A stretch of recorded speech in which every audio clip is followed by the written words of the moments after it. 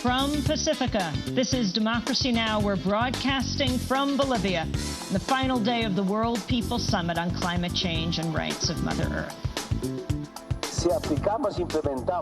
If we apply and implement all of the conclusions of this World Conference on the Rights of Mother Earth, Cochabamba will be a hope to the world. Bolivian President Evo Morales speaking at the close of the World People's Summit on Climate Change. Today, President Morales, Bolivia's first indigenous president, joins us for the hour in the special broadcast from Cochabamba. All that and more coming up.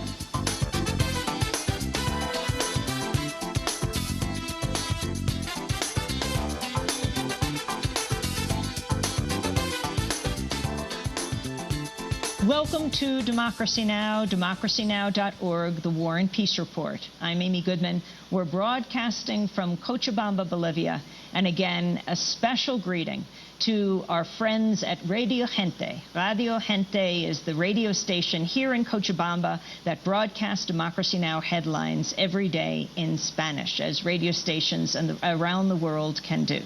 I'm Amy Goodman. The oil rig that exploded off Louisiana this week has sunk in the Gulf of Mexico, raising fears of a major environmental disaster as hopes fade for the rescue of 11 missing workers. The rig had burned for 2 days since exploding Tuesday night. Experts say as many as 336,000 gallons of crude oil could be rising from the seafloor per day, posing a major threat to the ecosystem of the Louisiana and Mississippi coasts. There are also fears some 700,000 gallons of diesel fuel aboard the ship could have been released in the explosion, adding to the spill. The Coast Guard, meanwhile, is continuing to search for the 11 missing workers, but there is said to be little hope of finding any survivors. Over 100 workers survived the explosion. 17 people have been hospitalized, 4 in critical condition. The Washington Post is reporting a federal inspection found, quote, reckless disregard for worker safety at West Virginia's Upper Big Branch mine before the explosion that killed 29 workers earlier this month. In January, a Mine Safety and Health Administration inspector reported that a Massey energy executive told a foreman not to worry in response to complaints about a ventilation problem that was raised in an earlier inspection. The inspector concluded, quote, the operator has shown a reckless disregard of care to the miners and, quote, high negligence that could result in fatal injuries. The Washington Independent, meanwhile, is reporting Massey Energy has prevented miners from attending their co-workers' funerals since the explosion. Company officials reportedly also rejected plans for a makeshift memorial outside the mine site. And in at least one case, a relative of one of the victims was forced to go to work even though the fate of the victim was at that point still unknown. President Obama continued his push for overhauling financial regulation on Thursday with a speech before Wall Street executives in New York. Speaking at the historic Cooper Union, Obama urged major financial firms to accept reform. I believe in the power of the free market. I believe in a strong financial sector that helps people to raise capital and get loans and invest their savings.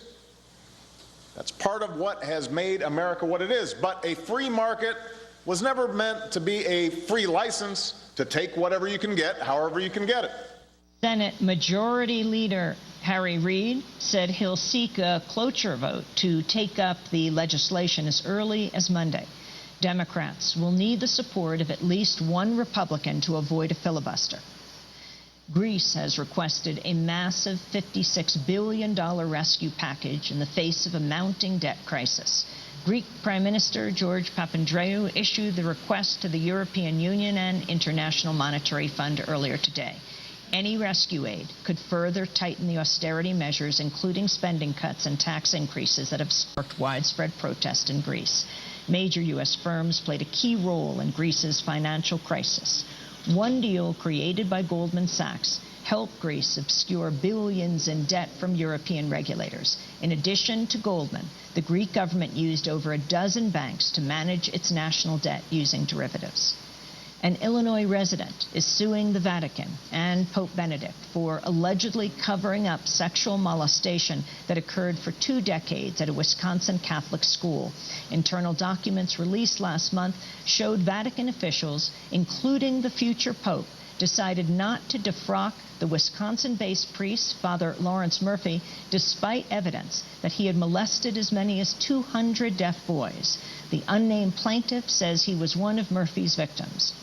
He also says he wrote the Vatican about Murphy in 1995, 1 year earlier than when Vatican officials say they were first informed. Middle East envoy George Mitchell has returned to Israel and the occupied territories for talks with Israeli and Palestinian leaders. It's Mitchell's first visit with Israeli Prime Minister Benjamin Netanyahu since Netanyahu renewed his refusal to halt East Jerusalem settlement construction last week. Palestinian negotiator Saeb Erekat said Israel's ongoing settlement expansion is undermining peace talks. President Abbas will be receiving Senator Mitchell tomorrow night, and we are doing every possible effort in order to give President Obama and Senator Mitchell the chance to commence and begin the proximity talks. As Arabs, as Palestinians, we have said yes to these proximity talks last month. The Netanyahu government responded with 1,600 no's by introducing 1,600 housing units in the settlement of Ramot Shalomo in East Jerusalem. A military appeals court has overturned the murder conviction of a U.S. Marine in the 2006 killing of an Iraqi civilian in the town of Hamdania. Sergeant Lawrence Hutchins had been the only one of 7 U.S. service members involved in the killing to receive a murder conviction. On Thursday, the verdicts were overturned on the grounds Hutchins' attorneys were improperly dismissed before his 2007 trial. The victim, Hashim Ibrahim Awad, was dragged from his home, shot, and then planted with a weapon to make it appear he was planning an attack. The Obama administration has unveiled a proposal to launch a global fund to aid sustainable farming practices in developing countries. The U.S. says it wants the fund to total around $22 billion, but has pledged less than $500 million. Microsoft co-founder and billionaire philanthropist Bill Gates helped unveil the proposal on Thursday. We believe that investing in small farmers is an incredibly effective way to fight hunger and extreme poverty. History has proved many times that these are good investments, and it's great to see that we're putting agriculture back on the agenda. And the Pentagon has withdrawn an invitation to a leading evangelist after an outcry over his views on the Islamic religion. The evangelist, Franklin Graham, had been invited to speak at the Pentagon on May 6th, the National Day of Prayer. Shortly after the 9/11 attacks, Graham said Islam, quote, is a very evil and wicked religion.